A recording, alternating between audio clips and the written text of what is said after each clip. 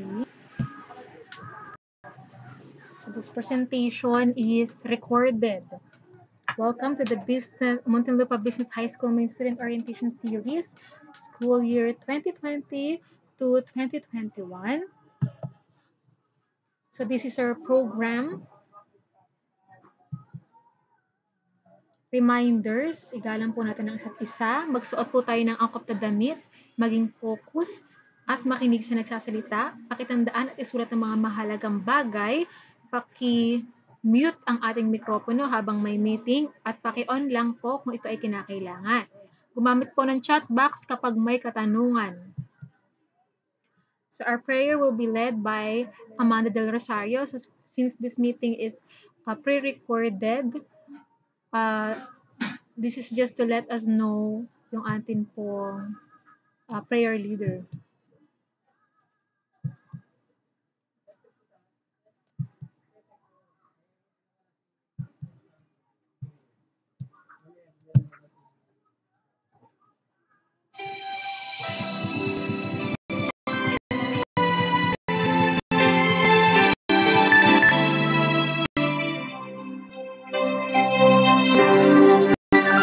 Ang bayan ko'y tanging ikaw, Pilipinas kong mahal, ang puso ko at buhay man sa iyo'y ibibigay. Tungkulin kong nagampanan na lagi kang paglingkuran. Kaya mo'y mabantayan, Pilipinas kong mahal.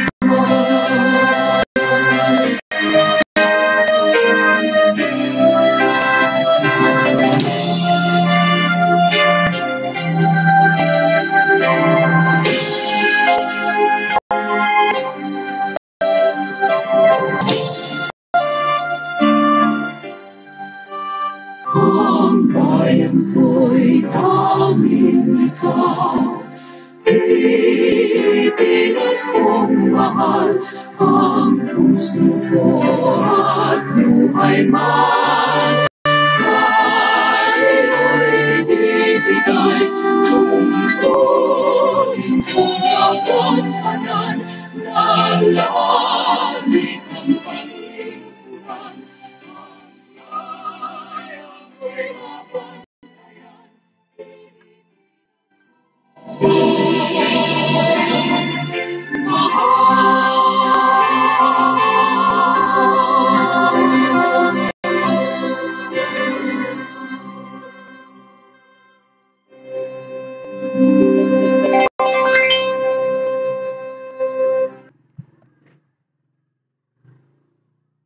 For the attendance, so this is Vea Villar of Reading Mercury, our class secretary.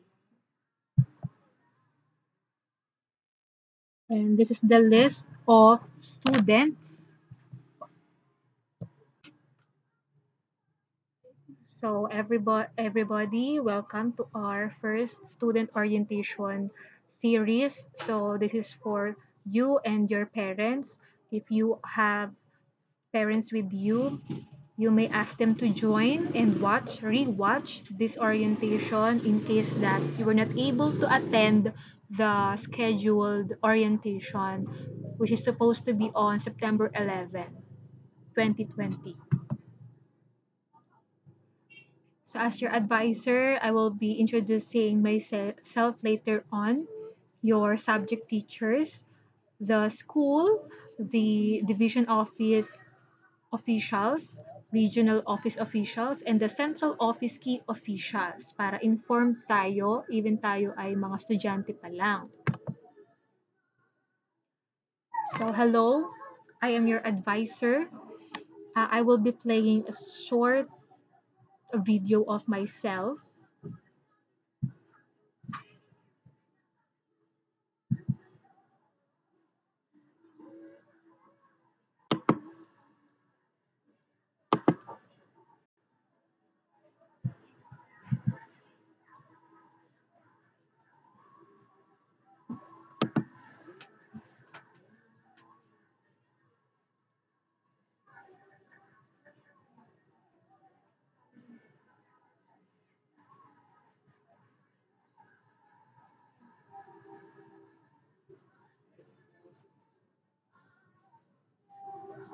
Magandang araw, ako si Binibining D. Securideles ng Science Department at ako ang magiging gurong tagapayo ng Grade in Mercury sa taong 2020 to 2021.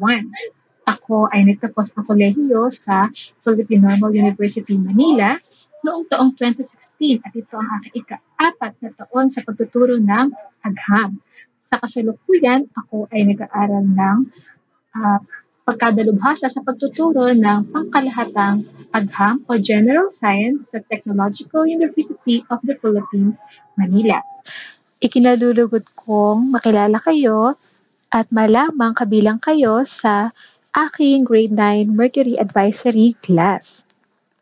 Hinihiling ko at inaasahan mula sa inyong lahat na una, kayo'y magiging magalang, pangalawa, magiging marespeto, pangatlo, magiging mas responsable at higit sa lahat ay magkaroon ng malawak na pangunawa sa panahon at sa sitwasyong kinakaharap natin ngayon.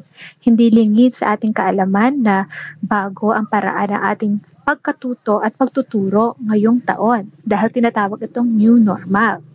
Kaya hinihiling ko ang inyong operasyon at tulong para maging matagumpay ang ating pagsasama ngayong taong 2020-2021.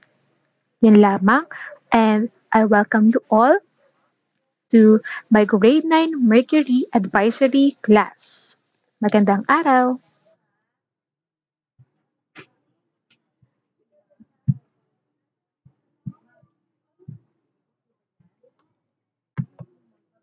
So these are your subject teachers. Marjorie B. Dones sa Filipino, Ma'am Cyril F. Perez para sa English, Ma'am Miriam Roa for mathematics, and your advisor is also your science teacher, Mr. Angelito Kapulong para sa Araling Panlipunan, Richard R. De la Cruz para sa ESP o Edukasyon sa Pagpapakatao, Mr. Ernesto Sanchez for MAPE, Mr. Hermie Gregorio para sa Dressmaking, Mr. Eddie Villamor sa Computer System Servicing sa TVE, Sir Milchor Shera, Shielded Metal Art Welding or yung dating welding na TVE. Miss Irish Kinay sa Beauty Care Services, si Serenela Toha for Cookery, Miss Jamel Cleofas for Business Math and Entrepreneurship, and Mrs. Nolita Ramos for your Business English. Ito yung mga subject coordinators and head teachers and school principal. Okay, Ma'am Melissa Calapano, Head Teacher 3 ng Filipino Department. Ma'am Marijo Birazote, Coordinator of English Department. Miss Jana Lynn Teves, Coordinator for Mathematics Department. Mr. Edward Montojo, Head Teacher 2 of Science Department. Mrs. Maria Elena Araha, Head Teacher 3, Araling Panlipunan Department. Mrs. Imelda Ozaranga, Coordinator, Edukasyon sa Pagpapakatao Department. Mrs. Daife Olera, Head Teacher 1 ng MAPE Department. Mrs. Leonida Gutierrez, Head Teacher 2, TVE Department. And Mrs. Eden B. Binaday, Principal 2, Principal of Muntinlupa Business High School, Maine. Dr. Armando N. Romero, Public Schools District Supervisor. Madeline Ann L. Diaz, Chief Education Supervisor, CID. Dr. Nerissa Lomeda, OIC Assistant Public School Superintendent, Chief Education Supervisor. Mr. Domenico C. Idanan, he is our School Division Superintendent. Ito naman ang regional and deputy officials. Mr. Malcolm Garma, Director 3, OIC Office of the Regional Director. And our Deputy Secretary, Dr. Leonor Briones. And I'm here to discuss and explain yung DepEd Memorandum number 75 S 2020 or the Parents Instructional Guide to Distance Learning and Weekly Home Plan for the Learners.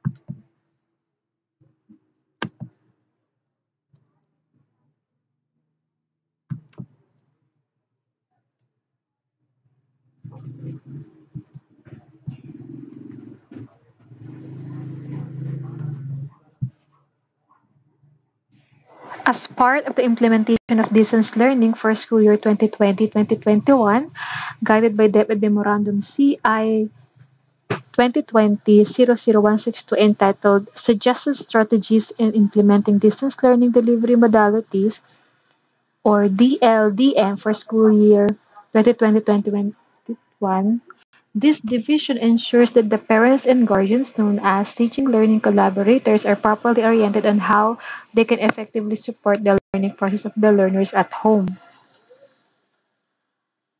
Attached to the memorandum are the parents' instructional guide to distance learning and the weekly home learning plan, which are expected to be included in the learning kits to be distributed before the opening of classes and or discussed in the school-based parents orientation and in the rollout of the TLC program.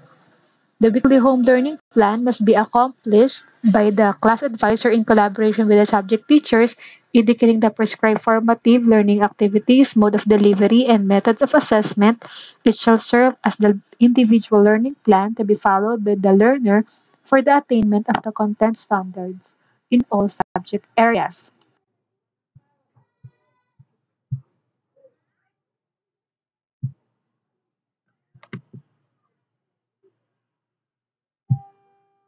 So, ang ibig sabihin po, sa natanggap ninyong learning kits, may inserted na po doon na parent instructional guide kung ano po yung gagawin ninyo as parents in assisting your kids in their education.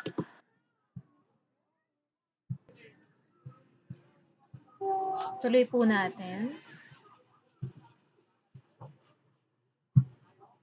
As well as the weekly home learning plan. So there should be a weekly home learning plan na magagamit as guide yung mga estudyante para alam nila yung mga dapat nilang gawin in a week. At yun po ay pine-prepare ng class advisor sa pakikipagtulungan po sa mga subject teachers na napaplano po yung mga gagawin nila in a week, ano yung mga formative learning activities o yung mga gagawin nila, yung mode of delivery, kung ito po ba ay kakailanganin ng online pakikipag-communicate or through the printed na module. Yung assessment, it's either printed na assessment na nakalagay na rin po sa learning kit or kailangan din nilang mag-online assessment. So, depende po kung ano yung nasa weekly home learning plan na ibibigay at makikita sa mga bata.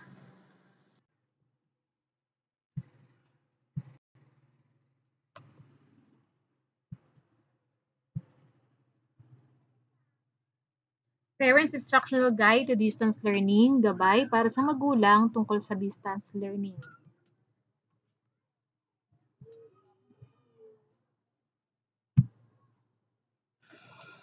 Sa gitna ng banta ng COVID-19 sa publiko, ang kaagawaran ng edukasyon ay naglalayong siguraduhing maipagpatuloy ang pag-aaral habang isinaalang-alang ang kalusugan, kaligtasan at kapakanan ng lahat ng mag-aaral at mga guro. Sa makatuwid, ang distance learning o malayo ang pag-aaral ay ipatutupad ngayong panuroang taon 2020 to 2021.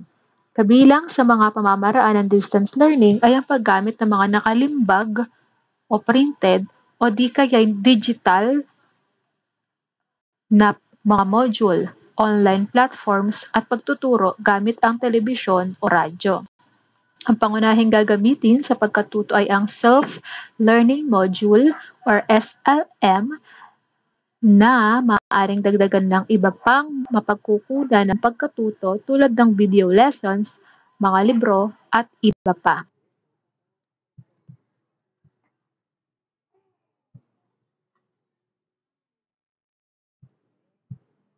Ito ay inihanda upang kayo po ay bigyang patnubay bilang isang Teaching and Learning Collaborator or TLC, kaagapay sa pagkatuto na siyang tutulong sa mag-aaral kung paano gagamitin ang mga module bilang kasangkapan sa pag-aaral, maging sa loob ng inyong sariling tahanan. Bilang tagapagdaloy ng kaalaman, kayo po ay pinakikiusapang alamin ang gamit ng mga module at intindihin ang inyong mahalagang gampanin bilang katuwang upang pagtagumpayan ng pag-aaral ang kanyang malayuang pag-aaral sa panahon ng pandemya.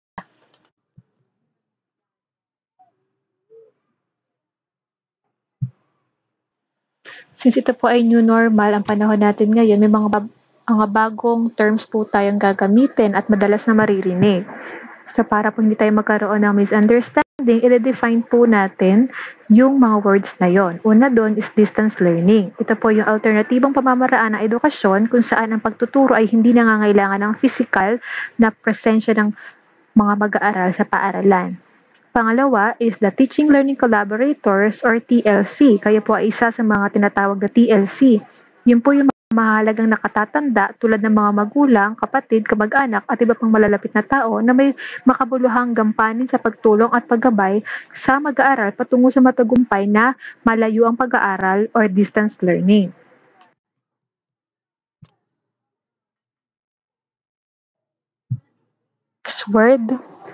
Next word is, ano po ba ang module? Ito po ay yung materyales na gamit sa pansariling pagkatuto na idinisenyo ng ayon sa mga pangangailangan ng mga mag-aaral upang ang mga aralin ay maaaring matapos ng mag-isa o ng may minimal lamang na pangangasiwa. Pang-apat, ito yung nakaraan ninyong kinuha sa MBHS. Ito ang tawag sa self-learning kit o lagayan ng mga naglalaman ng mga self-learning modules. Weekly home learning plan, gabay para sa magulang, monitoring checklist at iba pang sanggunian o reference sa pag-aaral.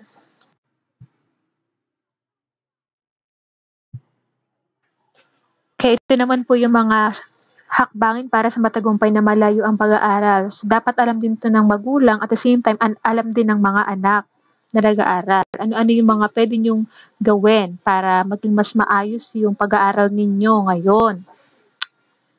Number 1, magtakda kayo ng angkop na lugar sa pag-aaral bago magsimula ang session. At tiyakin na ito ay maaliwalas, malinis, ligtas, walang ingay at maliwanag para sa pag-aaral. Hindi yung madilim at maingay para hindi ka na-distract. Pangalawa, ang pang-araw-araw na gawain ay dapat magsimula sa panalangin, pagsusuri ng kalusugan at pagmumuni-muni. So hindi agad sabak agad sa pagsasagot o pagbabasa.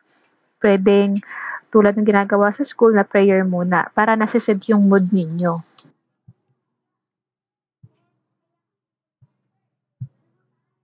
Pangatlo is, sundin ang nakatakdang oras ng pag-aaral ayon sa binigay na schedule o talaan. Remember, meron kayong weekly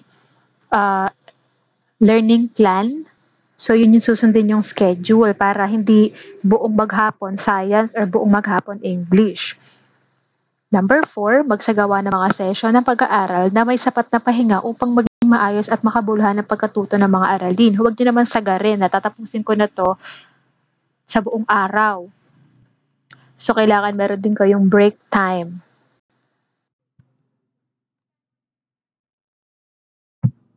So, kanina, yung mga general procedures yon, pangkalahatan. Ito naman yung particular. Ano yung mga gagawin niyo? So, before, letter A, sundin niyo po ang weekly home learning plan bilang gabay sa pagsasagawa ng lahat ng mga gagawin. Pangalawa, maging pamilyar sa mga pangunahing bahagi ng module upang mas maalalayan ang pag-aaral.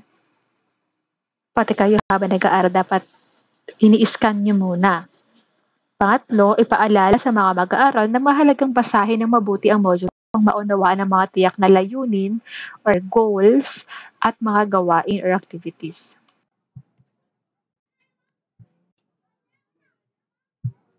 Ano naman ang gagawin during the activity? So, paalalahanan mga mag-aaral na sundin ang mga sumusunod na tagubilin. Una, maaaring maglagay ng mahalagang marka sa module kung kakailanganin, ngunit iwasan ang mga walang kabuluhan o hindi maayos sa pagmamarka dito. So, tatantusan nyo kunwari, sasagutan nyo na isang part, tapos iiwanan nyo siya, lagyan nyo muna ng bookmark. Okay? Pero wag nyo susulatan ng mga unnecessary marks.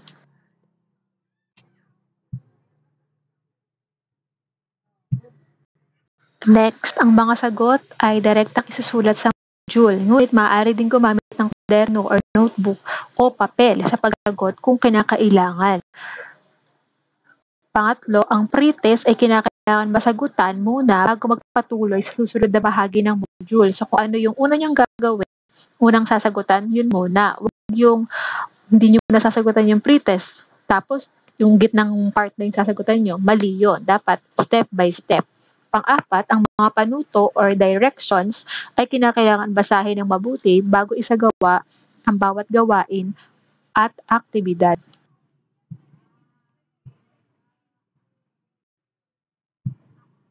Fifth na gagawin, panglima, nararapat gawin ng may katapatan or honesty at integridad ang bawat gawain at ang pagwawasto ng mga sagot sa mga pagsasanay. So, wala na yung teacher sa tabi nyo para kayo ay i-correct. Dapat maging tapat kayo sa pagsagot, hindi yung nangongopya. Okay? Number 6, ang bawat gawain sa module ay kailangan munang makumpleto bago lumipat sa susunod na gawain. Again, step by step, hindi yung nag-jump-jump kayo sa mga susunod na gawain kasi baka may mga malipasan or overlook kayo na page hindi nyo pala nasagutan kasi nag-jump kayo into other pages.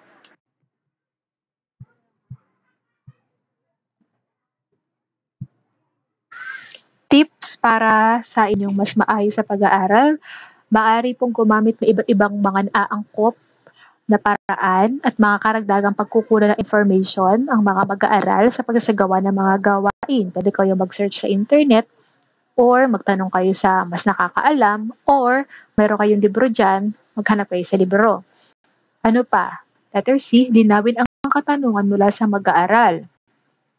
Kung kinakailangan, maaaring kumonsulta sa guro kung may alinlangan o tanong tungkol sa aralin na hindi mo kayang matugunan. So it's always best to ask question kung hindi nyo talaga alam.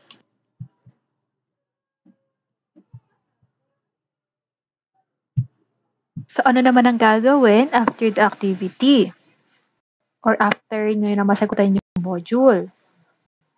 Ibalik ang mga natapos na module sa guro kada linggo. So yung schedule is i-announce naman sa inyo ahead of time para alam nyo kung kailan ang sulian ng module at kung kailan yung bagong schedule sa pagkuha ng bago naman na module.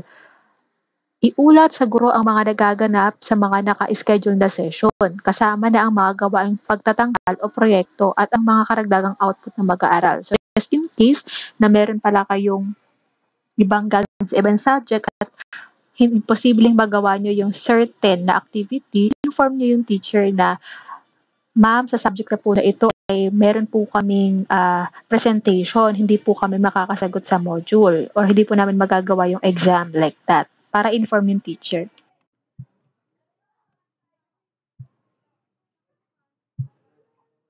So ano ang gagawin? Pag magsasabit na kayo ng mga nasagutan ng mga modules, una, kolektahin ang mga natapos na na module kasama ang iba pang mga gawain.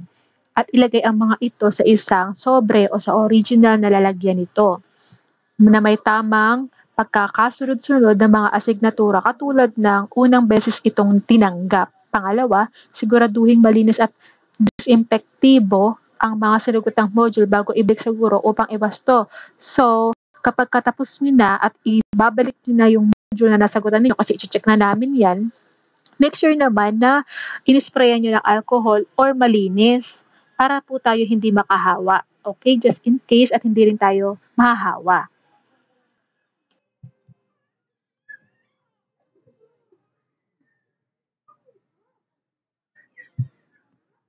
Makipag-ugnayan po sa paaralan tungkol sa schedule at paraan ng pagbabalik ng mga natapos na module. Always be informed and be updated sa mga announcement na binibigay po ng mga advisors. Okay? Habang wala pang announcement, wag po tayong tanong ng tanong. Antayin po natin yung announcement. Okay?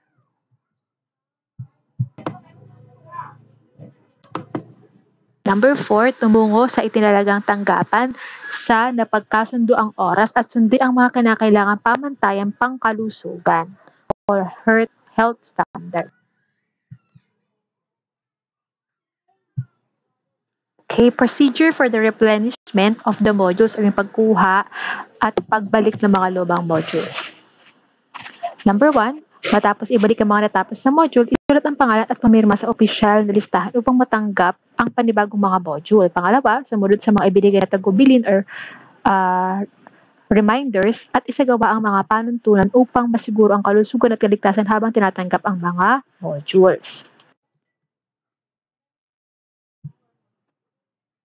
Number 3, ipagbigay alam sa guro o iba pang kawani kung ikaw ay may katanungan o agam-agam upang agad itong masolusyonan. Kung may mga concerns or problems, don't hesitate to approach yung mga teachers or mga tao po sa school. Pang-apat, agad na lumabas sa tanggapan kung tapos na ang transaction at iwasang magpagala-gala sa lugar. Bilang pag-iingat po yan.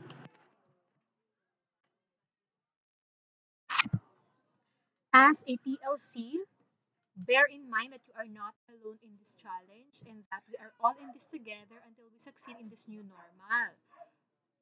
Bilang isang TLC, iyong isa-isip na hindi ka nag-iisa sa hamong ito at tayo ay magkakasama hanggang mapagtagumpayan ang bagong normal.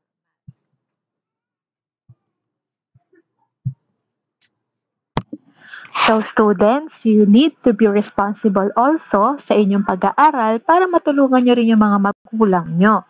Ano po ang mga gagawin to help yourself to monitor and record at also to report kung ano na yung mga update sa inyong pag-aaral. Una, makipag-ugnayan sa mga guro ng bawat asignatura or subject teachers, makipag-usap kay math, kay English, kay science, kay AP teachers, at gurang tagapayo advisors sa buong implementasyon ng distance learning para sa epektibong pakikipagtulungan or cooperation. Pangalawa, makipagtulungan sa gurong tagapayo or advisor sa pagsasagawa ng weekly home learning plan. Kasi baka maguluhan kayo, pwede kayong humingi ng advice sa advisor.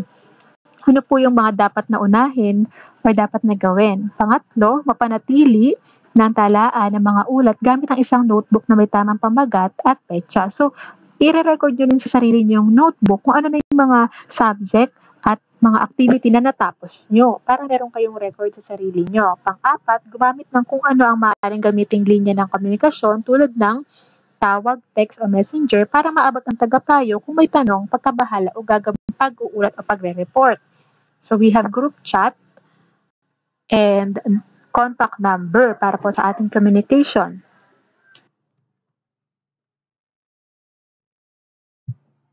5, magsasagawa ng biglaang pag-monitor at pagtatasa ang mga guro sa pamamagitan ng mga digital na pamamaraan tulad ng Facebook group chat, one-on-one messenger, Google Classroom, tawag sa telepono at SMS. So, pagka bigla kayong kinumusta at hininga ng report ng inyong teachers sa iba't ibang paraan like chat group, messenger, Google Classroom, dapat may Gmail kayo or tinawagan kayo or next, dapat lagi kayo nakahanda. Number 6, kung sakaling ang mag-aaral ay hindi makasunod sa itinakdang weekly home monitoring plan at hindi magpapakita ng progreso sa pag-abot ng mga kailangang kasanayan, kinakailangan isagawa ang individual learning monitoring plan sa tulong ng mga guro.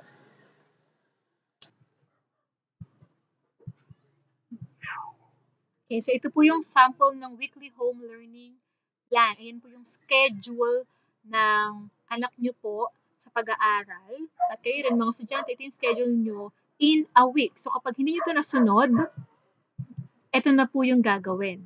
So ito po ay another responsibility.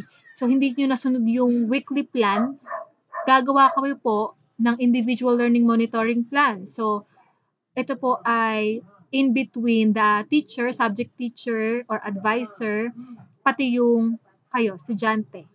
Okay, so iwasan po na gumamit ng individual learning monitoring plan. Dapat gawin po ang nakatakdang gawain or duties in a week on time. Pick-up points. So, in-announce na sa inyo yung mga pick-up points. Hindi po ito nasunod, gawa ng sa first week ay mabilisan po yung pick-up points ng mga modules, pero in the upcoming pick-up of modules, baka masettled na po ito. Online classroom rules. Ayan, so avoid text type na Jejemon. Hindi kompleto yung spelling. Dapat kompleto. Sanayin po na kompleto yung spelling. Be courteous or magalang. Avoid using offensive words or yung pagmumura, mga panlalait. Refrain from asking same questions. So, kapag kami nagtanong, may mga nakikita ako na tanong ng tanong ulit, paulit-ulit. So, hindi po nakakatuwa yun. Markado po yung inyong behavior, students. Practice back reading. Para hindi naman po napapagod ang teacher nyo, lagi po kayo magbasa pabalik kasi baka nasagot na yung tanong ninyo. Read the posted announcement bago kayo magtanong. Make sure na nabasa nyo na yung announcement. Be cooperative. Pag hiningi yung tulong nyo, always make sure na makipagtulungan din kayo. Be prompt, maging maagap sa pagbibigay ng sagot. Okay, next, refrain from sending unnecessary conversations. Bawal ang gantian, bawal ang magtanong about sa mga laro online. Be kind and love your classmates parang kapatid. Group chat is purely about school informations only.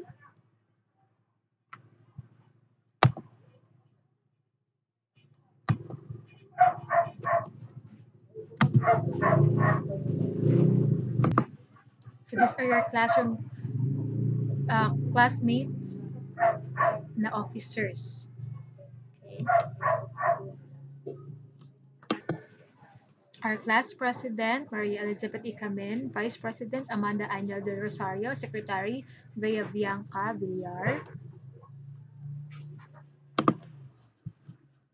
PIO, dalawa po yan, daling PIO, Public Information Officer, so sila yung pagmumula ng mga further announcements. Class moderators, in case na may mga nagmumura na sa chat group or may mga hindi na gumagala, ito po yung mga magre-remind ng dapat na behavior. Sa PIO, Jamaica Alvaran and Eliza Jumamil, class moderators, Tiffany Desembrana and Christine Suelto. So these are the students that I found na responsable at may magandang record. Para makilala nyo sila, yan po sila. Our class president, vice president, secretary, PIO, and moderator. Homeroom PTA officers, ito po yung mga magulang ng mga class officers natin. President natin is si Mrs. Cherry Arevalo, Vice President is si Mrs. Nerissa Rosario, Secretary is Mrs. Rowena Villar, PIOs, Mary Jane Alvaran and Mrs. Evelyn Rafol, moderators Raza de Sembrana and Chito Suelto. Other matters, if you need to be updated sa mga announcements, so announcement will be posted sa chat group, sa parents, sa students, and sa class officers. Kung may mga tanong, huwag mahiyang lumapit or mag-approach sa teacher or sa subject teachers.